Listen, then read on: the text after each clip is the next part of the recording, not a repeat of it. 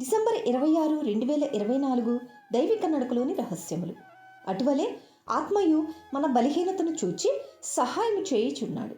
ఏలయనగా మనము యుక్తముగా ఎలాగూ ప్రార్థన చేయవలనో మనకు తెలియదు గాని ఉచ్చరింప సఖ్యము గాని మూలుగులతో ఆ ఆత్మ తానే మన పక్షముగా విజ్ఞాపనము చేయుచున్నాడు.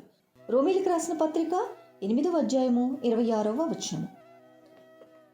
సహాయము చేయు ఆత్మ ఏ విధముగా ప్రార్థన చేయవలనో మనకు తెలియదు. పరిశుద్ధాత్మకు మనము లోబడినప్పుడు మనము ఎట్లాగూ ప్రార్థించాలో పరిశుద్ధాత్మయే నేర్పించు. ఆయనను బట్టి మనకు కలిగిన ధైర్యం ఏదనగా ఆయన చిత్తానుసారముగా మనమేది అడిగినను ఆయన మన మనవి ఆలకించు అనున్నదియే యోహాను రాసిన మొదటి పత్రిక 5వ అధ్యాయము 14వ వచనంలో వ్రాయబడినది. ప్రార్థన అనగా ప్రభువుతో సహవాసము. ఉదయము, మధ్యాహ్నము, సాయంకాలము మరి ఏ సమయంలోనైనాను ప్రార్థించుట ద్వారా ఎంతో బలము పొందుచున్నాము. ఆత్మ ద్వారా అనేక విషయములు జ్ఞాపకం చేయబడును. ఈ విధముగా మనము ప్రభువునకు సమీపముగా తేబడుదుము. దేవునికి మన పట్ల ఎంత ఆసక్తి చూసారా?